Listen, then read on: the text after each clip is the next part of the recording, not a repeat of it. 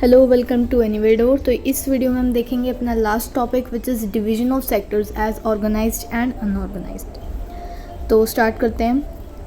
Late us examine another way of classifying activities in economy. This looks at the way people are employed. What are their conditions of work? Are there any rules and regulations that are followed as regards their employment? तो अब हम देखेंगे कैसे sectors organised और unorganised वे में divided हैं। ठीक है, अब ये डिपेंड करेगा कि इनकी काम की कंडीशंस क्या हैं, क्या रूल्स एंड रेगुलेशन है, उस पर डिपेंड करेगा कि वो ऑर्गेनाइज्ड है या अनऑर्गेनाइज्ड। यहाँ पर दो एग्जांपल दिए हैं, कांता एंड कमल के, जिनको पढ़ के हमें समझ आ जाएगा। सो कांता का पढ़ते हैं। Kanta works in an office. Kanta एक ऑफिस में काम करती है। She attends her office from 9:30 AM to 5:30 PM। Kanta office में काम करती है और वो अपना ऑफिस 9:30 सुबह यानी कि 9:30 से शाम को 5:30 बजे तक वो काम करती है। She gets salary regularly at the end of every month, और महीने के आखिर में उसे उसकी सैलरी मिल जाती है। In the addition to the salary, she also gets provident funds as per the rules laid down by the government। और जो सैलरी है उसके साथ साथ उसको PF यानी कि प्रोविडेंट फंड भी मिलते हैं, जो कि गवर्नमेंट की एक रूल है। ठीक है, और उसको मेडिकल या फिर अदर अलाउंसेस भी मिलते हैं।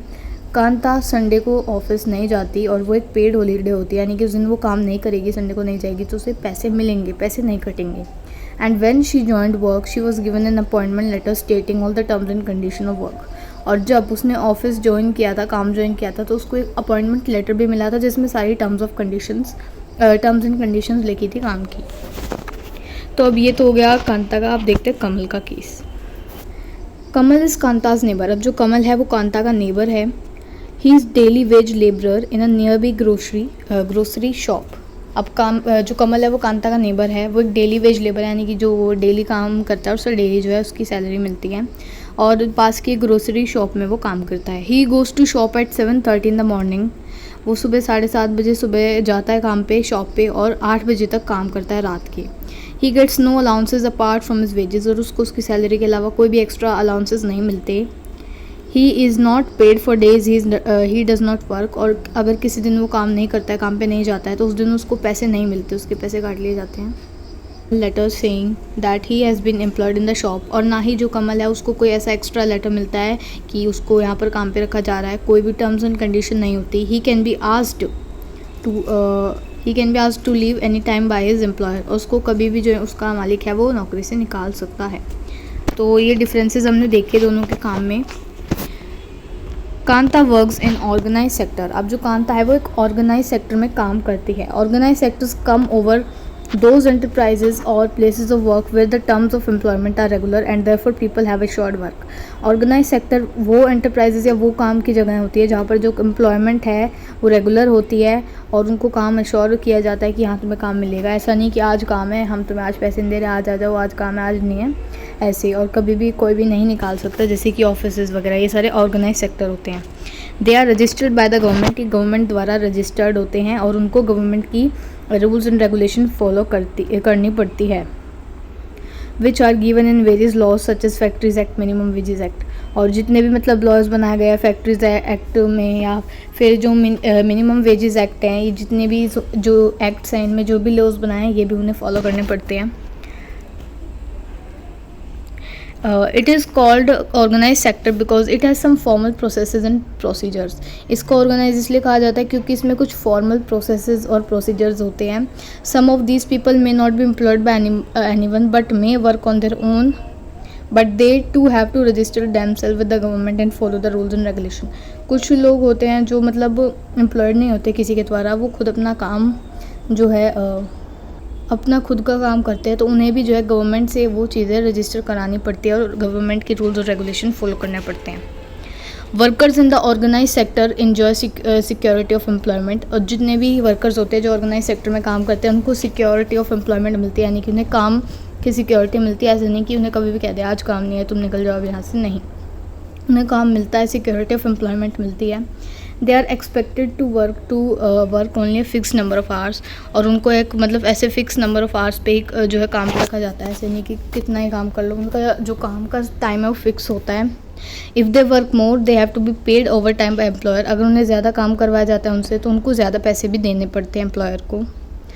They also get several other benefits from the employer, उनको और उनके जो एम्प्लॉयर्स होते हैं यानी कि जो बॉस होते हैं उनके द्वारा उन्हें और भी बहुत सारे अदर बेनिफिट्स भी मिलते हैं। व्हाट आर दीज बेनिफिट्स, तो ये बेनिफिट्स क्या होते हैं? तो ये होते हैं पेड लीव्स, यानी कि अगर छुट्टी कर रहे हो तो उसमें भी आपके पैसे नहीं कटेंगे, पैसे मिलेंगे, या फिर प्रोविडेंट फंड, ठीक है, ये सब benefits. And under the laws the factory manager has to ensure facilities like drinking water and a safe working environment. When they retire these workers get pensions as well. और जो है इनको medical benefits भी मिलते हैं organise sector वाले workers को, और इनको सही फैसिलिटीज़ भी मिलती है, अच्छा पानी, सेफ वर्किंग एनवायरनमेंट, सब कुछ। और जब ये रिटायर होते हैं तो इन्हें पेंशन्स भी मिलती है। In contrast Kamal works in unorganize sector, लेकिन अगर कमल का देखें तो वो बिल्कुल उल्टा है। कमल जो है वो अनऑर्गेनाइज सेक्टर में काम करता है।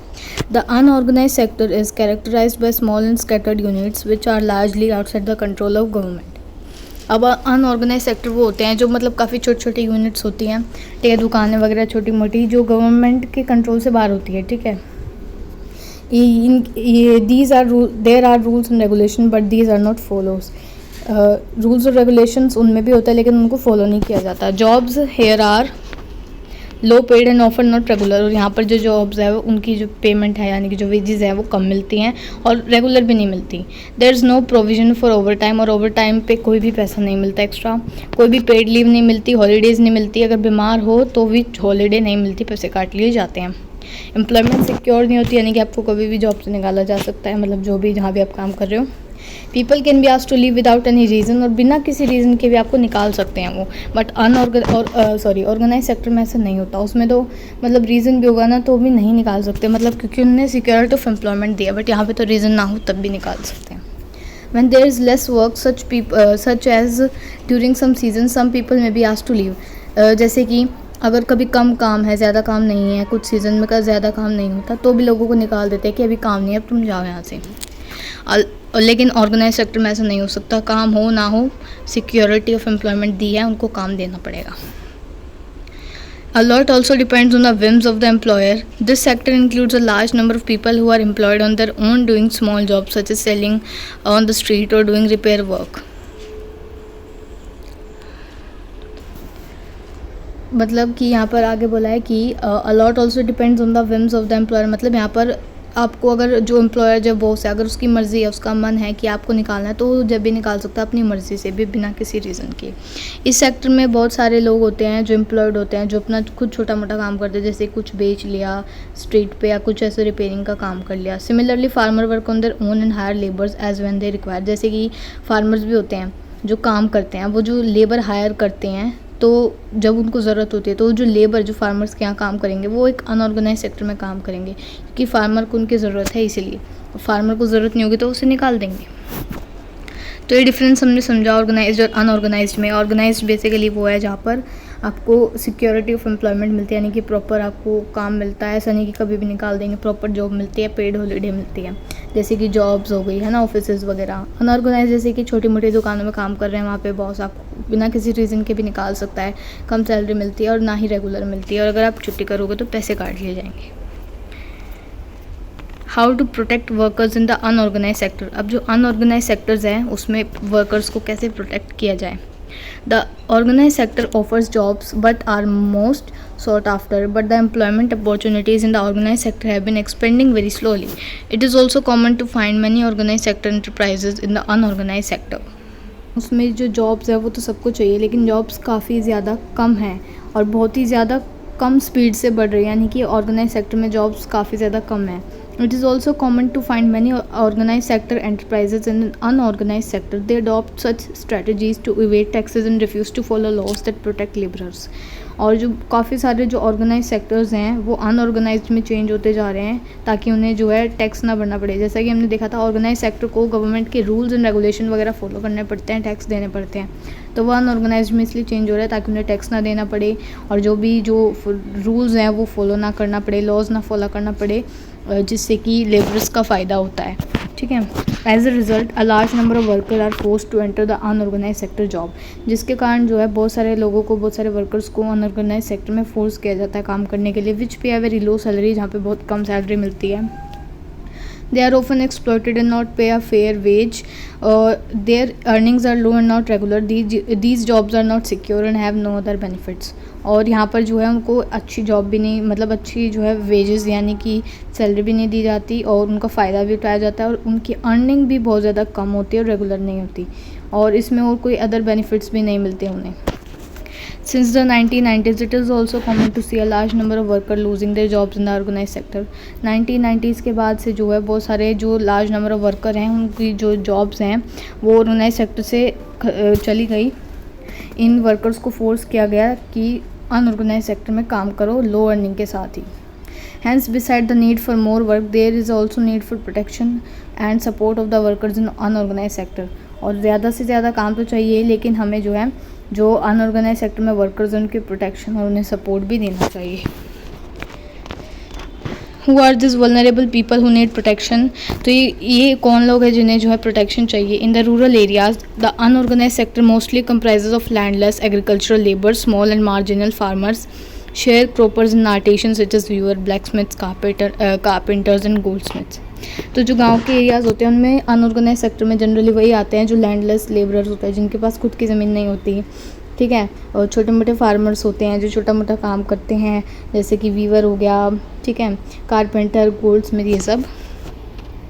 अब नियरली 80% जो रूरल हाउस होल्ड्स हैं इंडिया में वो छोटे और मार्जिनल फार्मर कैटेगरी से आते हैं यानी कि काफ़ी छोटे मोटे farmers. These farmers need to be supported through adequate facility of timely delivery of seeds, agricultural inputs and credit storage facility and marketing outlets. यानी कि अब जो ये छोटे फार्मर्स हैं इनको कैसे प्रोटेक्ट किया जाए. इन्हें हम प्रोटेक्ट कर सकते हैं टाइमली इनको सीड्स की डिलीवरी देके ताकि जल्दी से जल्दी इन्हें बो सकें, ठीक है.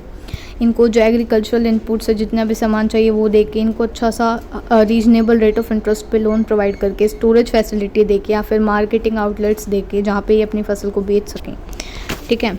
In the urban areas unorganize sector comprises mainly of workers in small scale industries, casual workers in construction, trade and transport etcetera.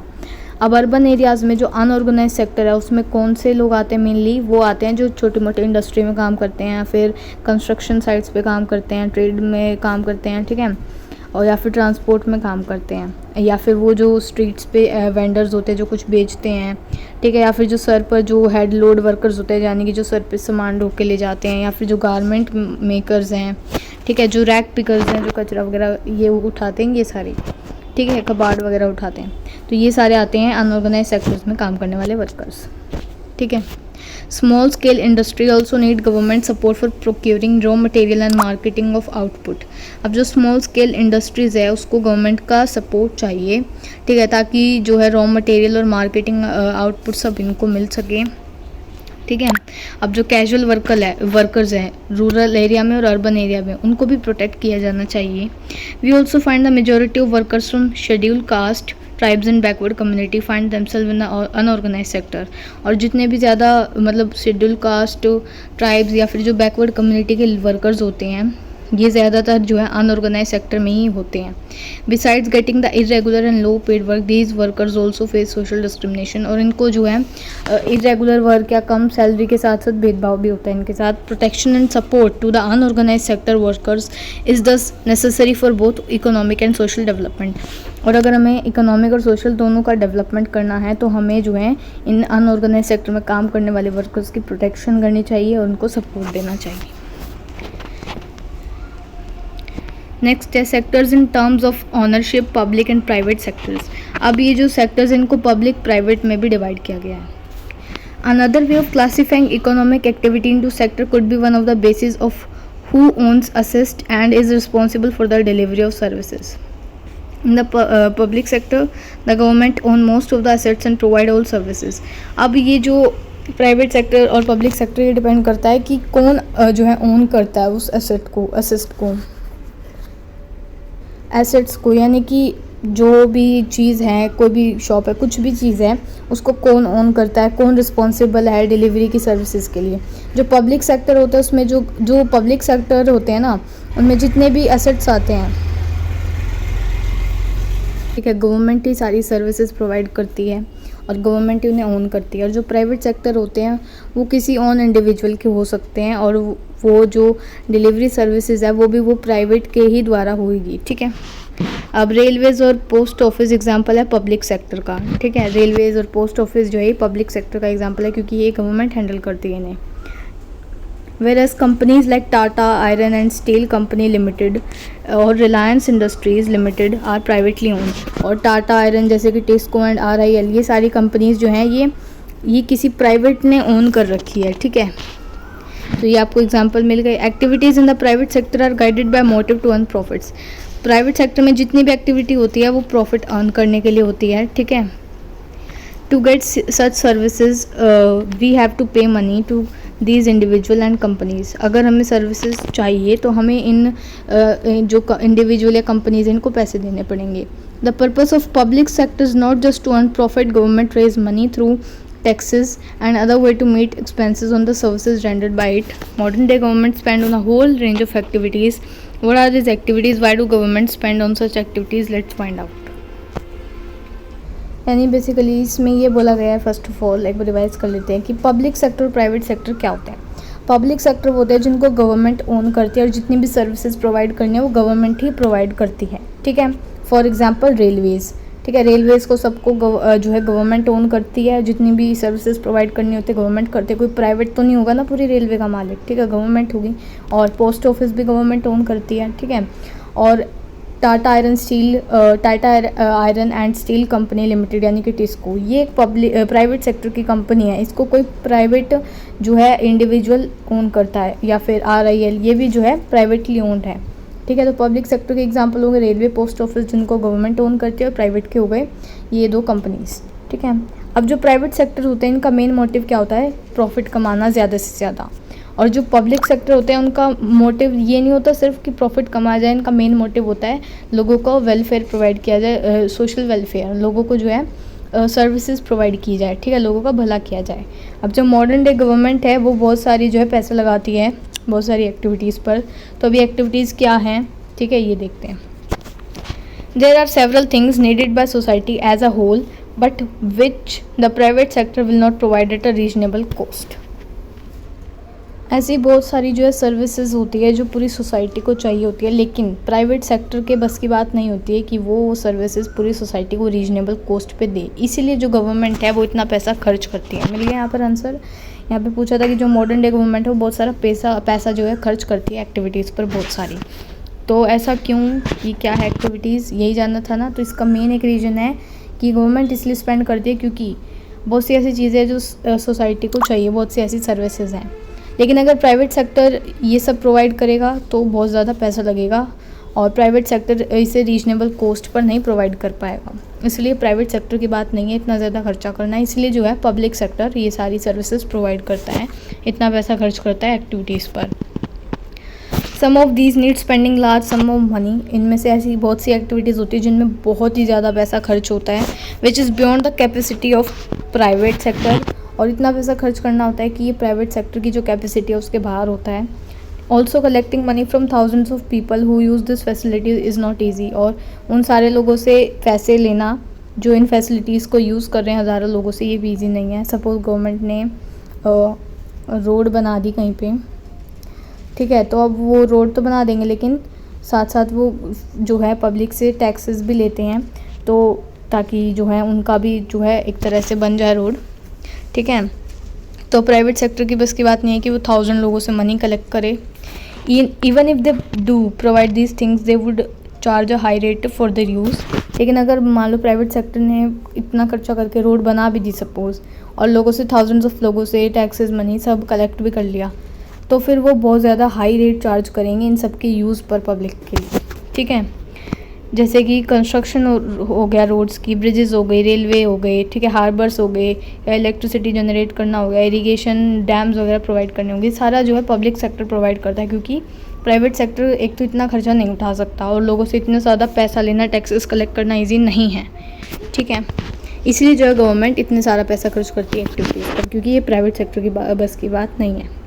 Thus, government have to undertake such heavy spending and ensure that these facilities are available for everyone।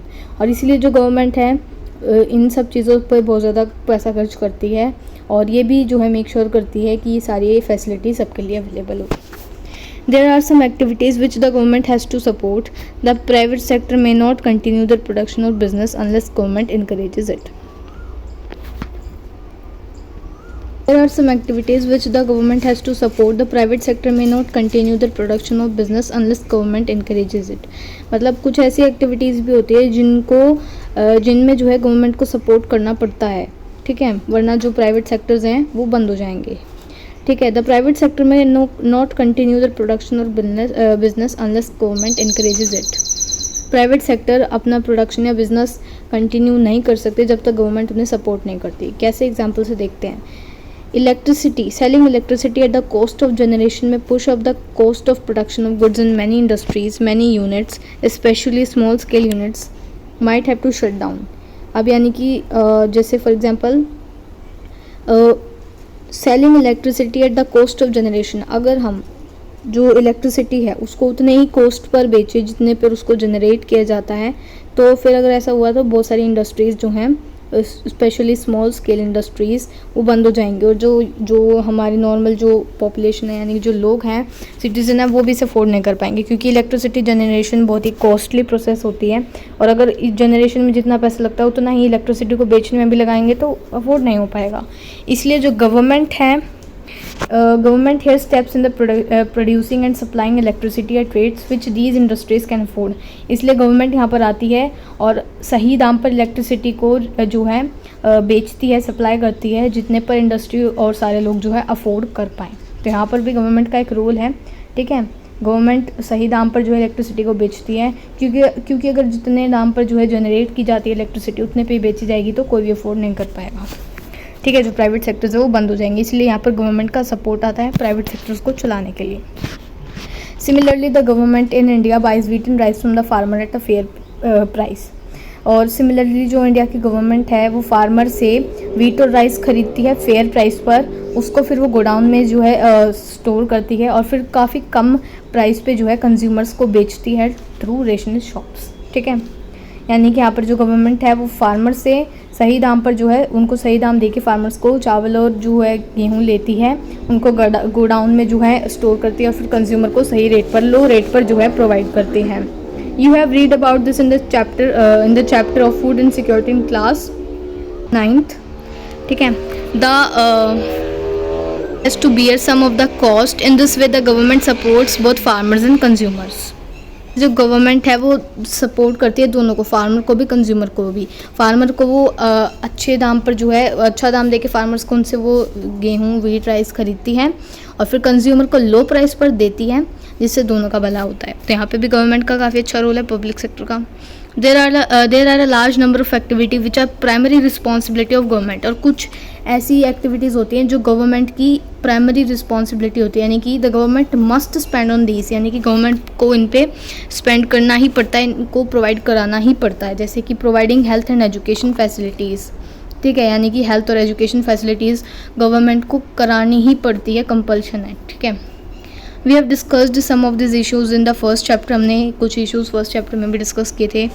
Running proper school, जैसे कि अब कुछ activities बता रही जो government को must है provide कराना, जैसे कि अच्छे स्कूल्स देना, अच्छी क्वालिटी ऑफ एजुकेशन प्रोवाइड करना, एलिमेंट्री एजुकेशन देना, ठीक है, ये गवर्नमेंट की ड्यूटी है. क्योंकि इंडिया का जो साइज़ है इलिटरेट पॉपुलेशन का वो बहुत ही ज़्यादा है, तो ये कंपल्शन है एक. Similarly we know that nearly half of the India's children are malnourished. India के आधे से ज़्यादा जो चिल्ड्रन है वो माल नरिश्ड हैं, प्रॉपर नरिशमेंट नहीं मिलता. और 1/4 यानी कि 1/4 ऑफ देम जो है क्रिटिकली इल हैं, बहुत ज़्यादा बीमार हैं. और जो हमने इन्फेंट मोर्टेलिटी रेट पढ़ा था चैप्टर 1 में, आई होप याद होगा, वो भी जो है उड़ीसा का 40 है एंड मध्य प्रदेश का 48 है, जो कि बहुत ही ज़्यादा हाई है, ठीक है. इन्फेंट मोर्टेलिटी रेट यानी कि वो रेट जिसमें कि देखा जाता है कि 1000 में से कितने बच्चे 1 साल पूरा करने से पहले ही मर जाते हैं. Government also needs to pay attention to aspects of human development such as availability of safe drinking water. और गवर्नमेंट को कुछ ऐसे ह्यूमन डेवलपमेंट के एस्पेक्ट्स पर भी ध्यान देना पड़ता है, जैसे कि सेफ ड्रिंकिंग वाटर देना लोगों को, अच्छी हाउसिंग फैसिलिटीज़ देना स्पेशली पुअर को, और जो न्यूट्रिशनल फूड है वो प्रोवाइड कराना. और जो काफ़ी गरीब और इग्नोर्ड रीजन्स होते हैं कंट्री के, ठीक है, काफ़ी ज़्यादा लो डेवलप्ड, उन पे भी जो है गवर्नमेंट को पूरा ध्यान देना, ठीक है, और उन पर ज़्यादा खर्चा करना, ये भी गवर्नमेंट की ड्यूटी होती है. तो ये हमने देखा गवर्नमेंट का रोल काफ़ी ज़्यादा इंपॉर्टेंट था. अब यहाँ पर ये समरी है. तो that's all for today. I hope आपको पूरा चैप्टर समझ आया होगा। So subscribe our channel anyway do. Thank you.